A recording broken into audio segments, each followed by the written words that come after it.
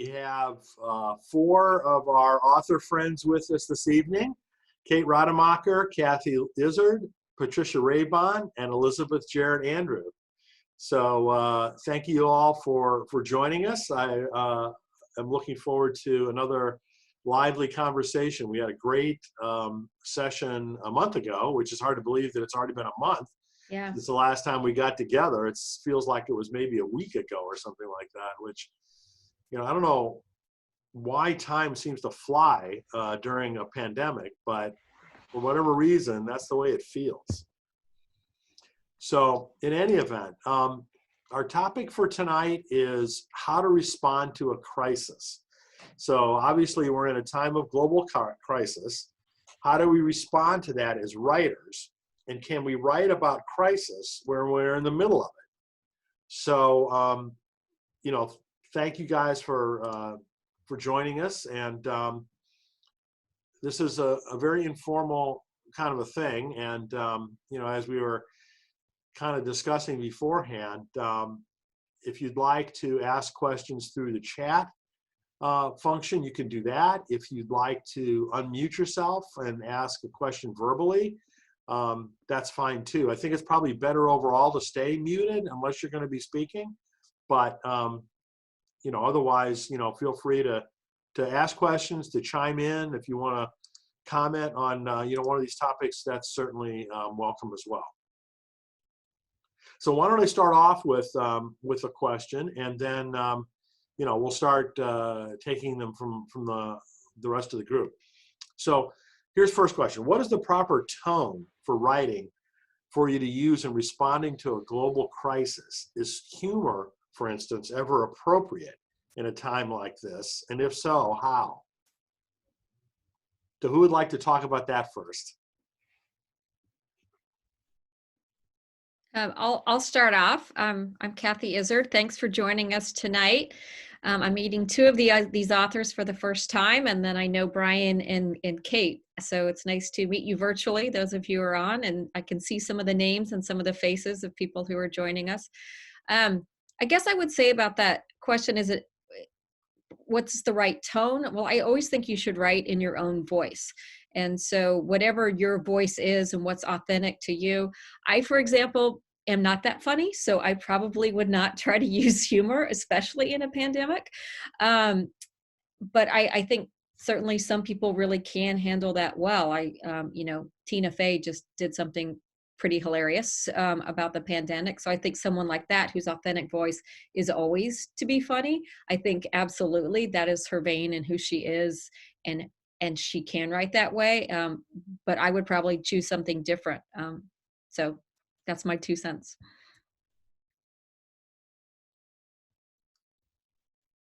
Other thoughts? Yes, I'll chime in, Brian. I've been thinking about this today, and first of all, welcome to everybody, and thanks for being with us. But I've been thinking about this today because I had an article due this evening to Christianity Today, and I almost didn't write it. I tried to talk myself out of writing it. It's a piece that I'm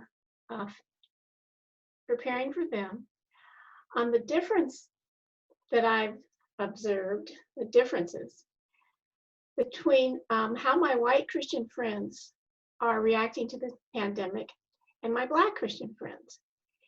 And I shared that observation with a writers group recently, and they all said, "Oh, you have to write this," you know, and they encouraged me. And I did pitch it, and then this morning I heard from one of the editors at Christianity Today saying that she'd like to have it, you know, by the end of day, if possible. So it reminded me, Brian and everybody, just as Kathy said, that in a crisis especially, it's important to sit ourselves down and write the piece we're supposed to write, even if we're a little afraid of it. And talking to my husband about it, he said, "Oh boy, you're really gonna get, a lot of pushback on the piece." But I challenged myself to sit there with the material and just get it done. And and with regards to humor and some of these other, it's such a good question, Brian. Last night I was looking at some of the popular writers during World War II. And of course there was Ernie Pyle, the journalist. But Bill Maudlin was possibly even more popular, and he was a cartoonist. And Kathy just mentioned Tina Fey. And then I was thinking about the Apostle Paul writing to the early church during the era of Roman persecution. And each of those writers and each of us is invited. I think the Lord invites us to be who we are and say what he's pouring into us and send it out into the world and then get out of the way. And so, the pandemic heightens that invitation. And, if we're not going to write with our truth and courage at this time, then when else are we going to do it? So, that's kind of how I'm feeling today, especially after being on deadline. I mean, I think that's awesome advice, Patricia. And it's like, it echoes a video that our friend Sophronia Scott did the other day. I'd done one of the Reading Hope and Trying Times interviews with her, and she was reflecting on that afterwards in her video.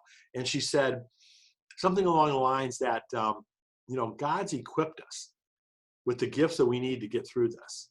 And so now it's time to use them, whatever they are. Right? So just as you were saying, you know what I mean? Let's lean into what we are good at and what is authentic for us, just as you and Kathy both said. And I think that's really great advice. I'm not funny either. I will never be funny my entire life. So I don't stand a chance. So I second what's been said about voice, that really the only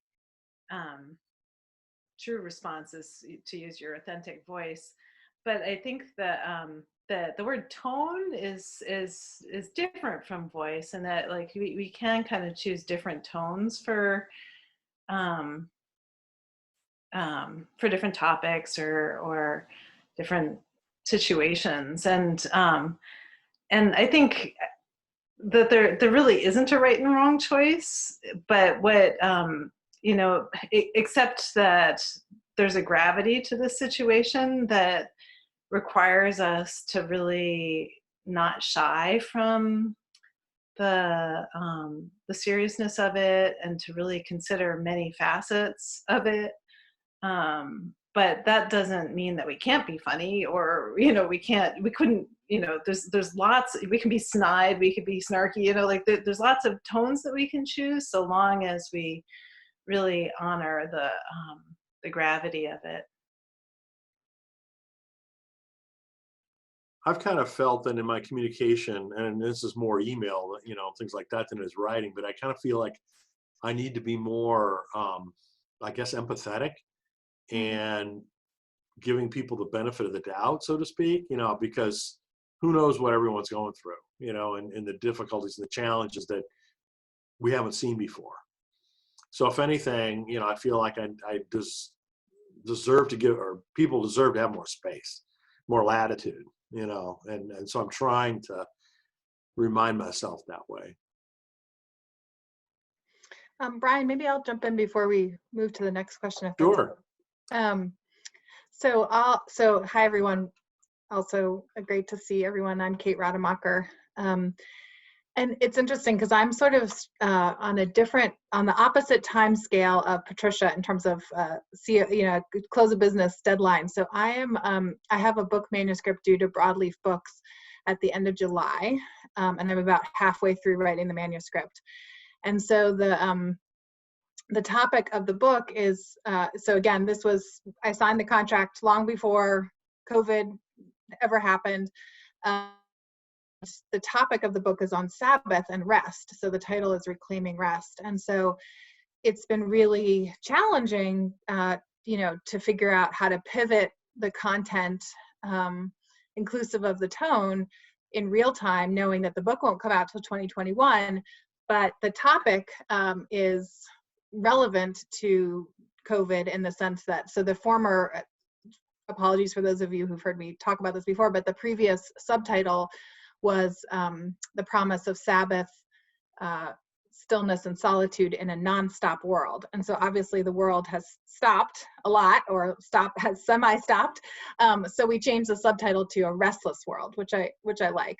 But I think, in a lot of the questions, Brian, that you sent around from the participants ahead of time, I think, we need to be thinking about the timeline of our writing, like when will it be in readers' hands? And then also the subject. So in Patricia's case, it's going to be out, if it's in electronic form, tomorrow or next week, or, very soon.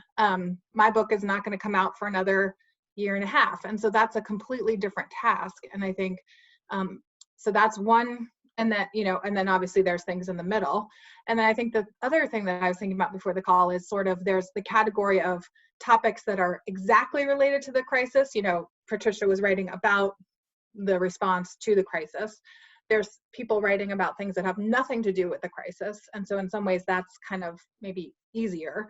And then for me, and I'm sure many, it's like I'm writing about something that's sort of fundamentally not the crisis, but also has the crisis all mixed up into it.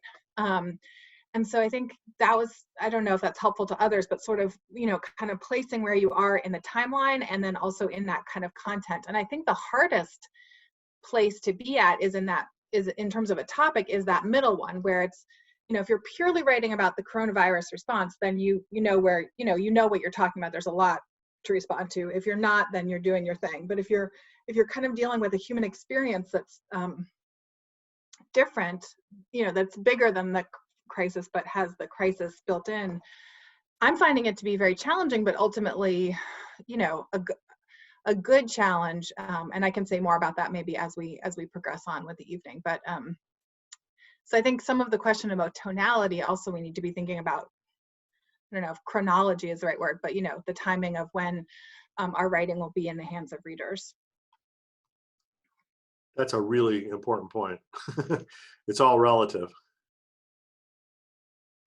So the next question has to do with Brian, can I?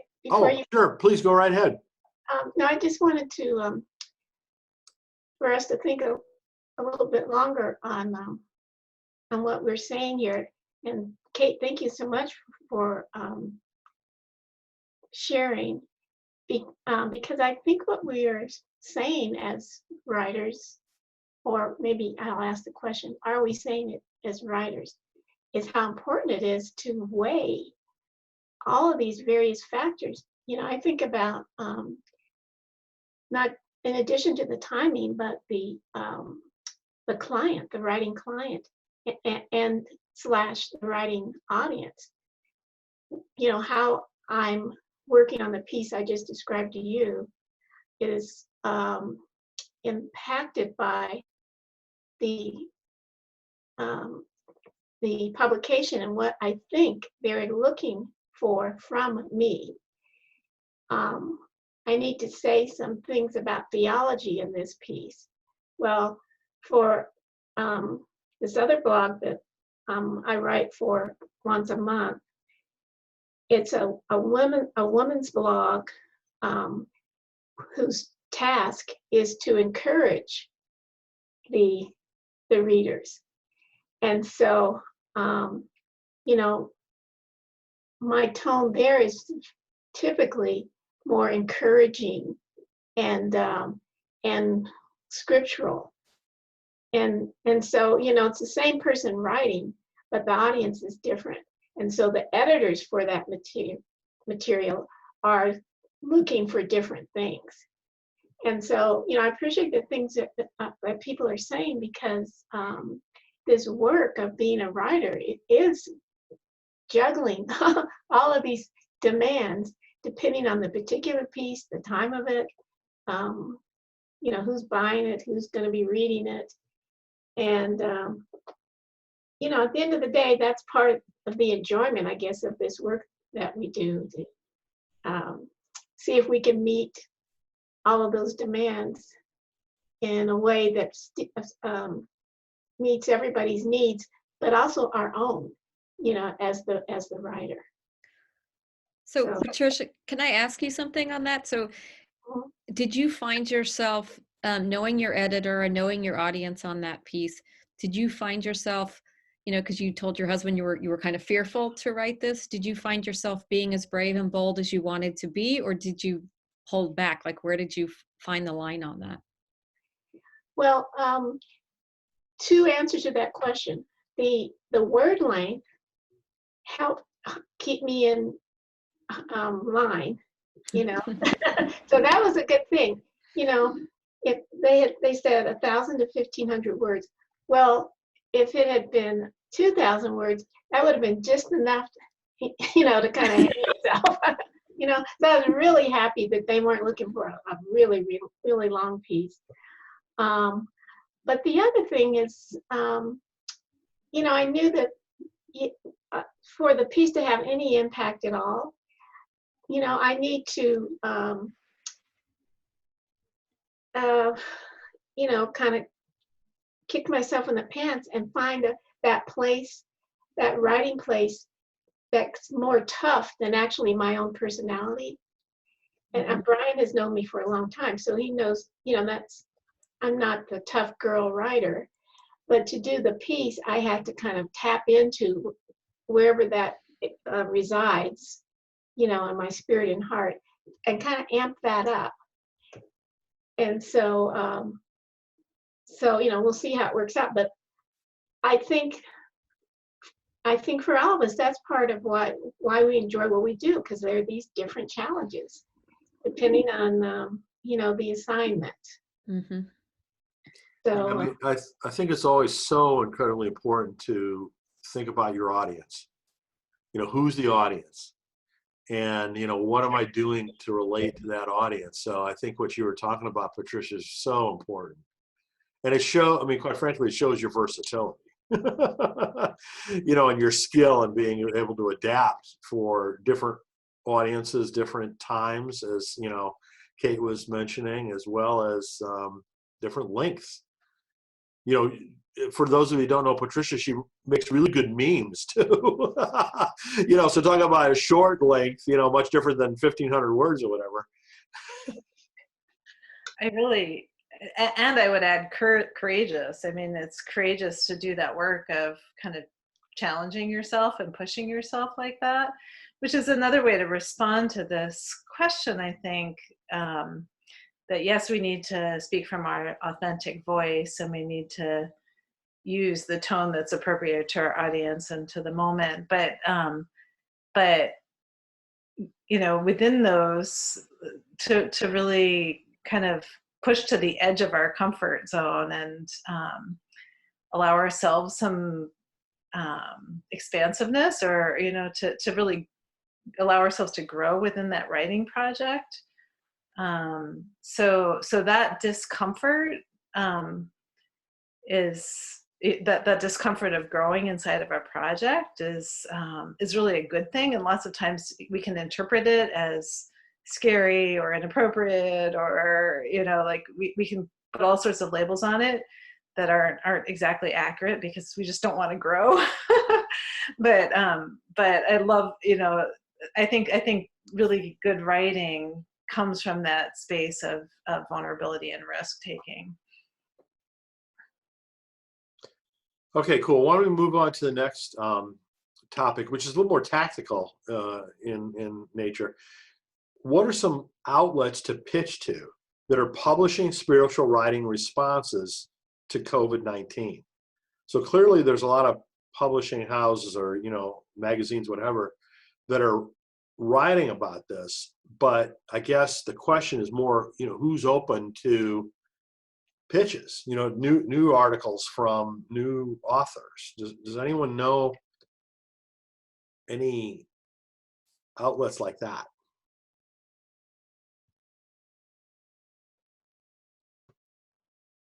I wish Dana was on the line because she's been doing a lot of real-time writing about spirituality and COVID for a bunch of different outlets. Our writer friend Dana Trent was Yeah, ill Lisa today. Creighton too is another person who does a lot of freelance work. You know, she'd probably be able to answer that question better than certainly I don't know. I don't know the answer to it.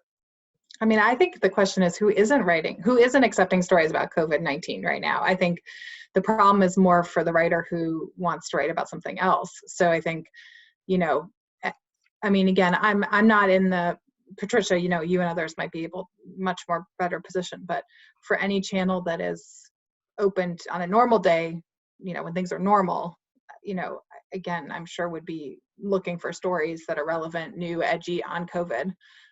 It's more if you want to pitch other things that must be challenging. You know, I've had friends, I'm sure we all do, who have had books come out in the last 2 months. It's really a difficult time, I think, to be getting people's ears and eyeballs on anything that's not related to the pandemic. Yeah, I think about it in terms of as writers, what we are already reading. And when I was reading this question last night, Brian, I was reminded that the very first piece I sold as a freelance writer, which was 40, I tell my age now, but it was 40 some years ago, was to Guidepost magazine. And I wrote a piece about I wrote a piece about praying with my little daughter, and how I was in a new marriage, and we were a blended family, and so I was teaching her to pray. Well, I mention it because I was reading Guidepost at that time. There's nothing wrong with Guidepost, but right now it's just not a publication that I read on a regular basis. And so I think the answer to the question of where to pitch is to ask yourself, what am I reading, or who am I reading? Because if you're already doing that, then you already know what they're publishing and what those editors there seem to like. And you kind of have your what's the phrase, you have your finger on the pulse of that publication because you are reading it all the time. And I personally think it's a lot harder to just pick a name off a list and try to pitch to that publication if you're not that familiar with it. So yeah, how would you know what the audience is? You know, if you're totally unfamiliar, you don't know the audience, you don't know the tone, you don't know. Yeah, that makes a lot of sense. Can I just add one more thing on that, which is, sorry to jump back in, but, so whoever posed the question, is really, I think, thinking about more traditional channels. I would just give a shout out, sort of inspired by Patricia's comment, to Medium as a, an open blogging platform. And I think they've been doing a lot of, they have COVID guidelines up on the Medium homepage. I have kind of a, I call myself bivocational. I work in international public health as my my paid work, and so I blog on Medium for my work. But my favorite, one of my favorite pieces during the crisis was about parenting and the challenges of working parents at home during coronavirus. And the person published on Medium, it's gotten huge traction on Twitter, and lots of reads and likes, etc. And then a New York Times article that I ended up reading referenced and hyperlinked to that blog on Medium. So just some of the free blogs where you're not going to get paid up front, have big built-in platforms, and you can amplify your message through those channels as well. Good point. So here's another really good question.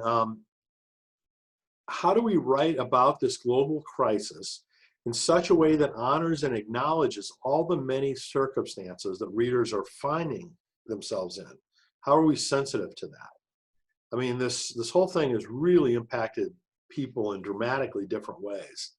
So I think that's a really challenging question.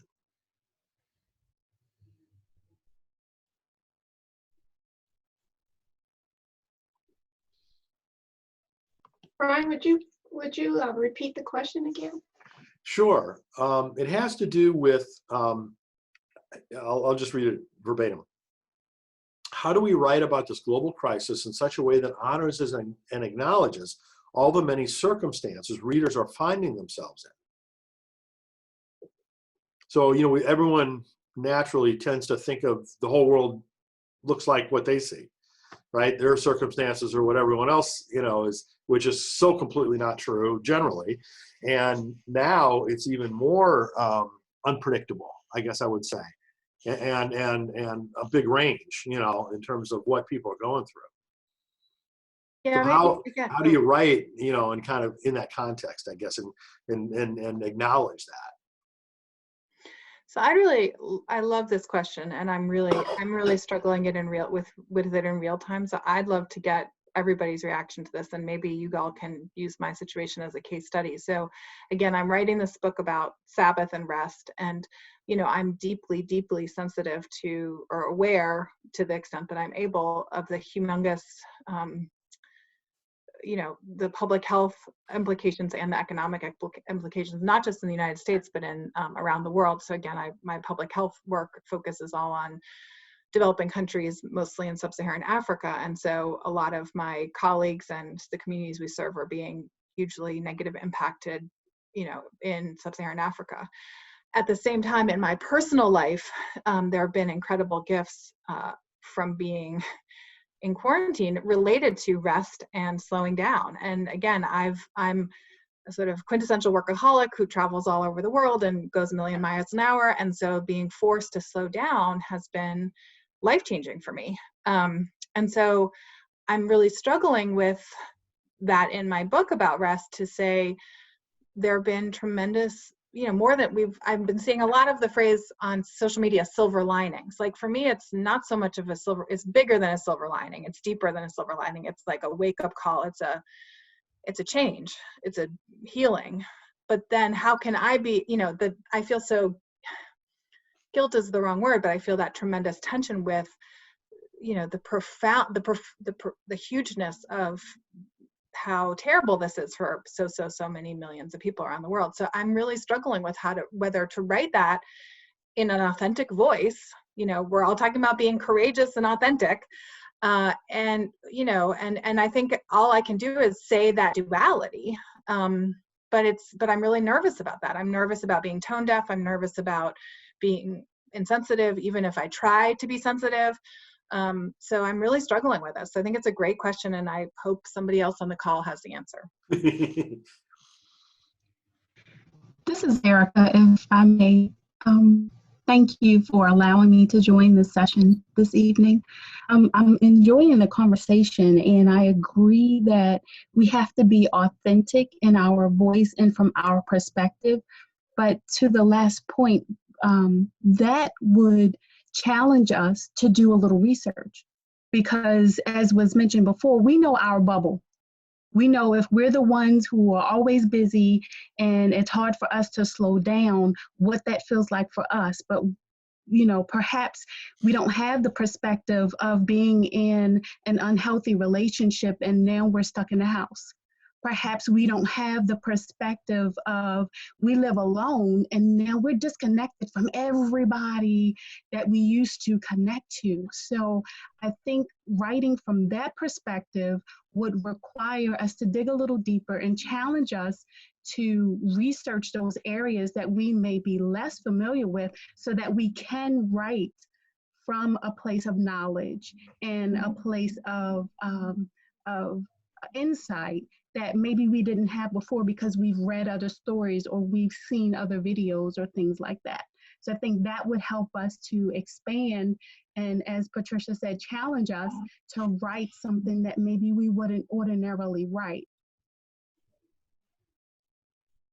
Amen. Thank you. Yeah. Yeah, that's great input. Thank you, Erica. I was, Yeah, as you were talking, I think you're right about the bubble. I think, I have a 1-inch frame of how this is viewed, my world, my personal world. And at the same time, I work in Charlotte, North Carolina in homeless services. So I've spent time down seeing it, how do you shelter in place when you have no shelter? So I've seen it very differently kind of in my work and mission life than I do actually in my own home. And so I think that is that will be kind of my frame of reference, but there's so many other windows that I could look into: a domestic violence, or a family of 7 living in a motel or something. So many different windows that I can't really. It's there's no way that I could write from a original perspective of what that is. So I guess I'm spending more time. I'm doing a lot of reading right now, and not necessarily not in the position right now of Kate in having to write something about it. I'm grateful for that. My one small lens has been to write stories of good, people who are helping in this crisis, elevating small voices of good and what they're doing. And I feel like that's a corner that I can write authentically about and know about.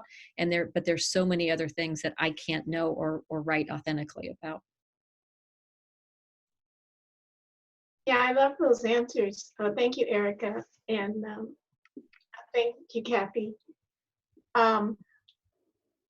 Kate, I have 2 thoughts for you. First, in terms of the questions that you had, I would share since you're writing a book manuscript, which gives you a lot of space, I would go ahead and share and say in the writing,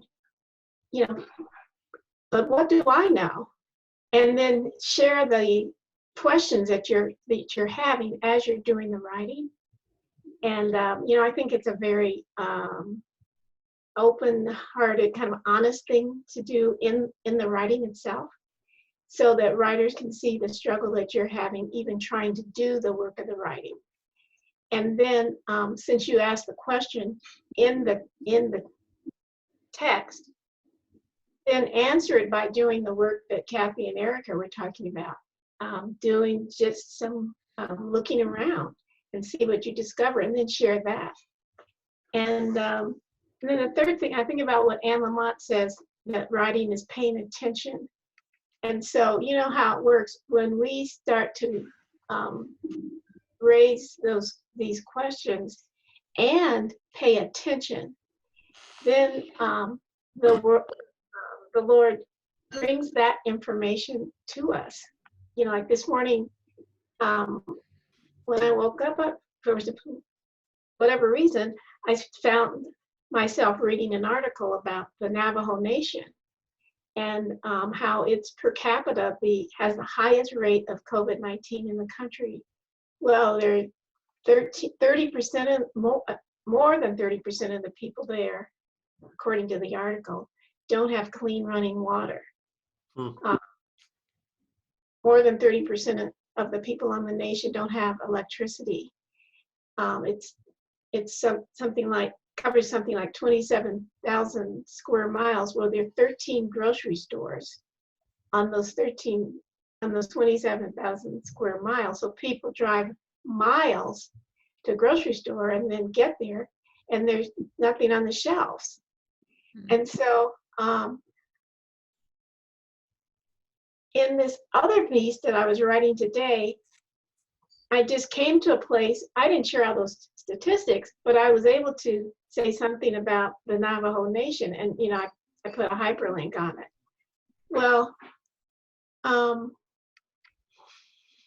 that kind of follows that Anne Lamott thinking that, if you're doing the work and you're on the task and you're paying attention, the Lord will then bring forth, this material that you can use, in the writing.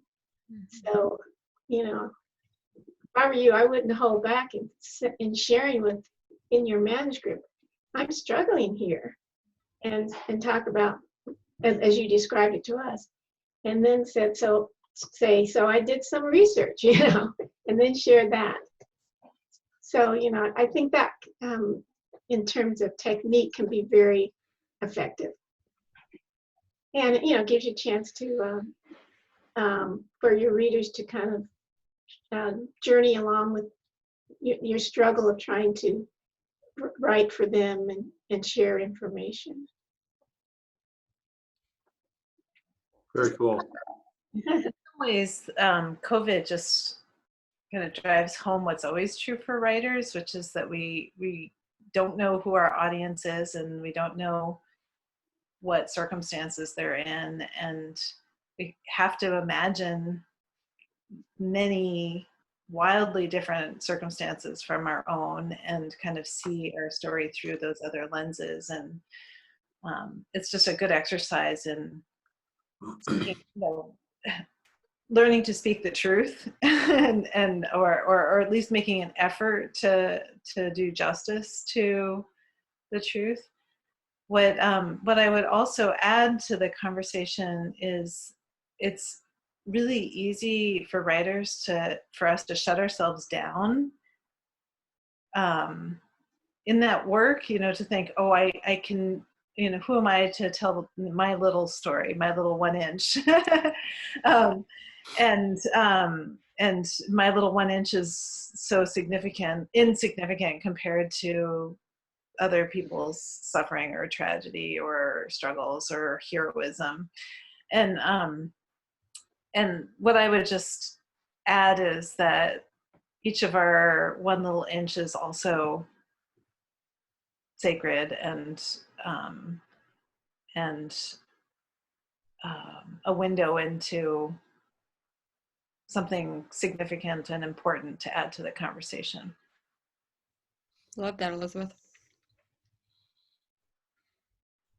So, you know, as I mentioned before, you know, anybody feel free to ask additional questions through the chat, or, you know, unmute yourself if you want to raise another topic.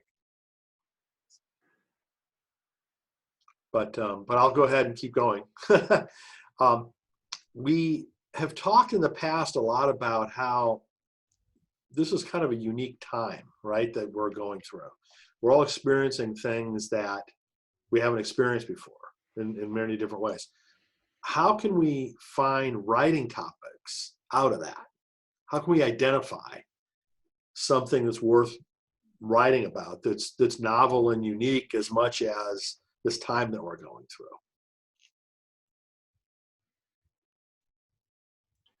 I mean, is that an adapted skill that you guys have, or or is it just chance, or is it prayer, or what, or all the above? What do you move to write? What moves you? What, you know, where is the spirit at work in you? What's coming alive at you? What can't you stop thinking about? Yeah, or, you know, kind of what Patricia was saying, you know, paying attention to what breaks your heart, paying attention to what outrages you. All of those things are always great topics to write about.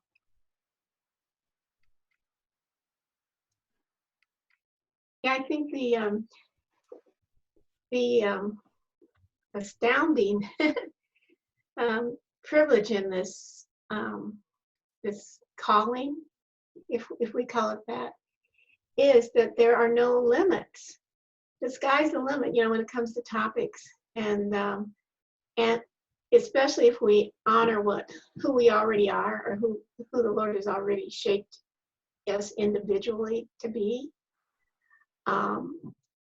Then, you know, we can write about all the other areas where we have interest. You know, I've been really fascinated. I was talking to my son-in-law the other day, who loved Sunday. He loves to cook, and to my daughter's everlasting delight. He does most of the cooking.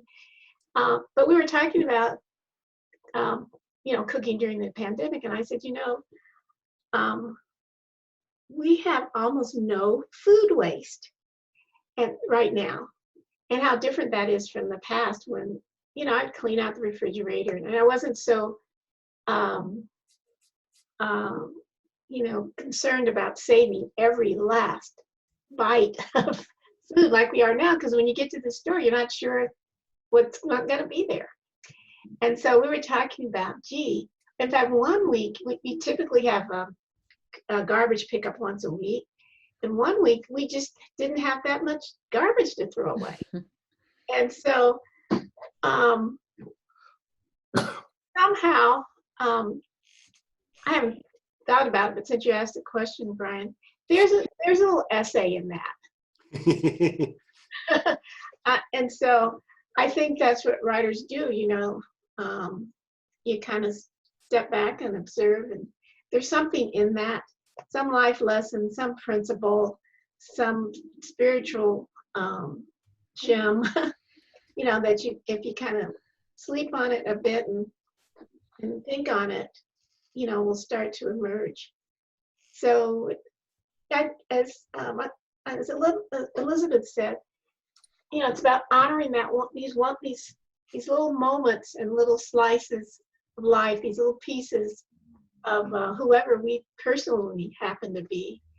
And then if we are true to the calling, we will, you know, ask the Lord to show us, is there something here that I can work on and write and share with other people? Mm-hmm. And so the fun of it, you know, when things get fun is when you say, okay, I'll try it. Sometimes, you know, it may not work, but it may actually, you know, fall into place. So we get, and we're, you know, we are allowed to do that, and I'm just always so grateful for that. Mm-hmm. Well, the thing that you remind me of, Patricia, is, you know, I'm obviously not a writer, but what's so beneficial to me is the conversations with people like you guys, because something new will come out of it that I just hadn't thought about before. Like maybe it's some tweak to a conference, you know, adding some new feature to something else that I'm doing. And I don't think about it just myself, you know, I think about it because, you know, one of you says something that makes me think about, oh yeah, you know, maybe we could do this, or maybe we could do that. And so I know the interaction, you know, with people whose judgment that I respect is like the most valuable thing I can be doing to generate new ideas, among other things. But Which is probably why this time is so difficult. I think a lot, you know, as a writer, to write well, you go kind of isolated, but to get ideas, to get content, you need to be out in the world and seeing and paying attention and being in community and having conversations that make you think about things you want to write. So I think that's part of the challenge of this time as well, because there's a lot of alone time and maybe too much you know, maybe there's too much introspection. And so you have too much inner story and not enough outer, and you need the balance of the two, I think, to write really well. So. And I think now we have to be more proactive doing that, Mm-hmm. you know, because of not coming naturally anymore. Mm-hmm. I'm sorry, Patricia.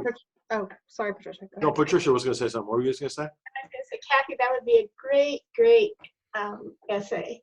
You know, having too much time. Yeah. You know, the challenge of that. And I'd love Mm-hmm. to read that if you write. Thank you, Patricia.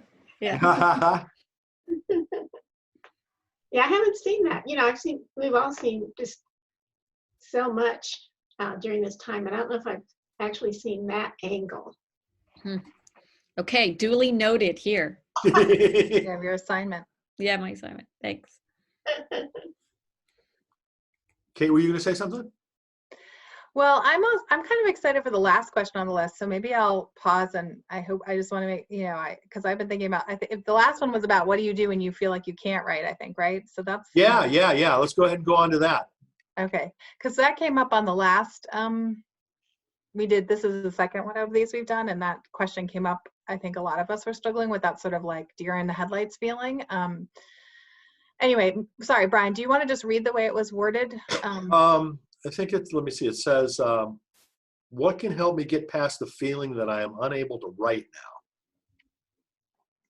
So I had this really intense experience about 2 weeks ago, which was sort of a breakthrough moment. And I think I think my takeaway was like really, we've talked about being courageous and being authentic and in our writing. And the takeaway for me, I think one was just being really authentic in my relationship with God, including the sort of frustration with the writing process. So normally I'm really used to, as a writer, feeling kind of like trusting the Holy Spirit's movement in terms of pausing, like knowing when I'm like feeling the Spirit moving me to write, and then trusting when I feel like there's a pausing and a kind of marinating.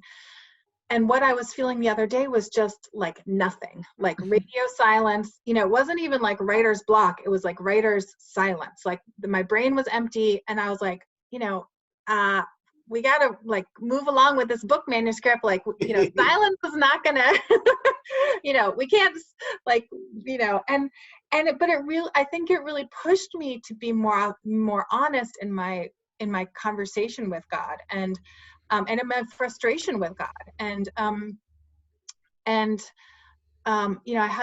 had this walk where I was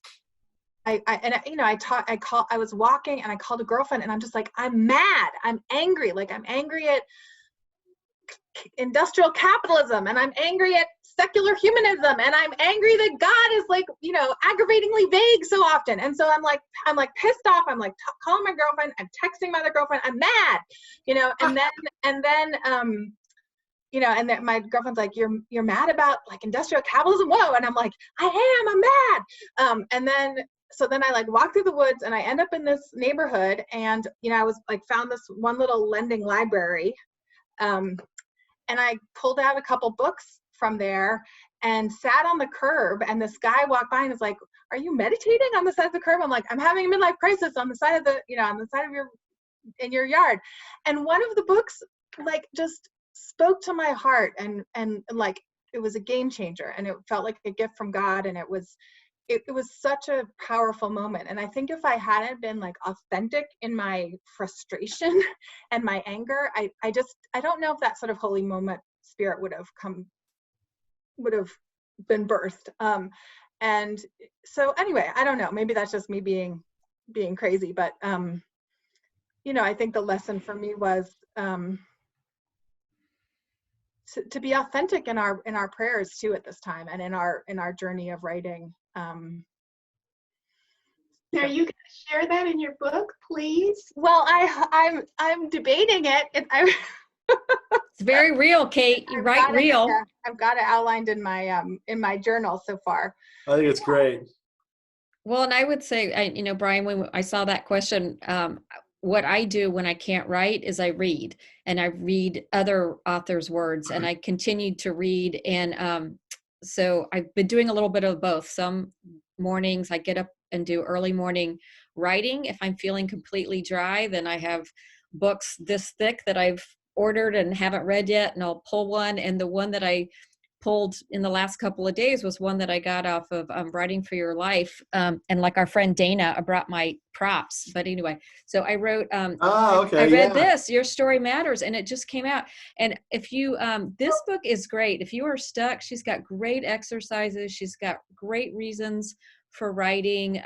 Your Story Matters. I thought this was really good. I think it's a good unstuck book. So I would offer that today to plug another Writing for Your Life author, but it's really good. It's very really timely. Good. Yeah, it's really good.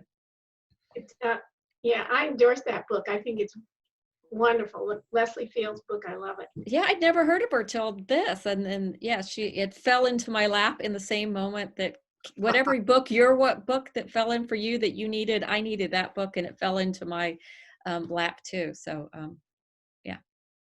yeah, amen to that. And that's what you were saying a minute ago too, Patricia, about Anne Lamott. Like if you open your heart, then I think, at least in my experience, God really speaks to me in my reading too. And I that came out in the last question too, which is if you're not able to write, it's a good time to read, or not necessarily, but for a lot of us, I think so. Mm-hmm. I'm reminded of the advice that you hear about writing after loss. And, lots of times if you lose someone beloved to you, you enter this state of shock and complete lack of creativity, and often people are told, don't write about the loss until you've kind of moved further through your grief. And I totally disagree with that. But I think that we're in this period of collective grief, and I think we're not out of it. I think we have a ways to go yet, because we don't fully know everything that we've lost yet. So it completely makes sense that people are having a hard time being creative. And I would just urge compassion, that really it's okay not to be constantly writing, not to be creative. But that said, I would strongly encourage those who aren't composing to at least record, which is what I do when I'm, in crisis or have lost a beloved, is I just write the record of it, because it's how I make sense of things. It's because, I just keep a journal. And because then you have the raw material to write about it later. But it's okay to be in shock. It's okay to be numb. And that will pass. It's also okay not to write, and that will pass. But remember that you can always just write for yourself too, and that will provide fodder for whatever might yet come. I love that, Elizabeth, the idea of recording, and maybe it's later you reflect, but if you don't record now, you may miss something that later you reflect upon, you go back and you read, and you'll find the sense in it. It's hard to make sense and reflect now, but later, if you have that great record. I love that. So I want to read a meme on this topic that has been used on Writing for Your Life. So see if you can guess who the author of this meme is. It says, "Writers write not because the moment is perfect. We write because it isn't." Any guesses who wrote that? Well, is it Patricia? Because you said she does great memes. That is exactly correct. Ding, ding, ding. You win. Ding, ding, ding, ding, ding. You win, You Kate. win. Yes. That was one of Patricia's quotes that I stole, and I created a meme out of it for Writing for Your Life, but I did credit her. And then I stole and shared it. No, but I think it's really, says it in a really compelling way for given where we are. Brian, when I think about writing when you can't, my tactic is pretty pedestrian. I always think if I'm sitting here and can't, and I'm struggling, I physically get up, and I think I'm writing about the wrong thing, or I'm writing the wrong way about, it may be the right thing, but I'm writing the wrong way. And so physically, I get up and do what's commonly called right brain things, like wash the dishes, or iron some clothes, or something completely unrelated to writing. And almost always, then the thought that I need comes sailing in, from left field. And years and years ago, when I was a newspaper reporter, one year I sat on the copy desk, and that's the area where headlines, where copy is edited and headlines are written. And so there would often be the pressure to write, a headline that's clever, that captures the topic, but also draws in the reader. And so as we would, the copy desk at that time was in a horseshoe shape, and the editor would sit inside the U, and then that person would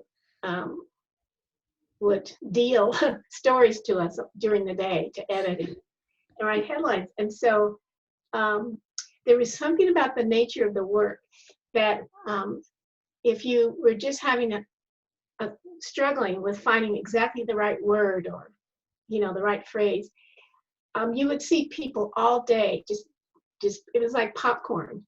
You know, they would just get up and walk away, and you knew that they were physically removing themselves from the task so that some fresh idea could come, you know, floating in.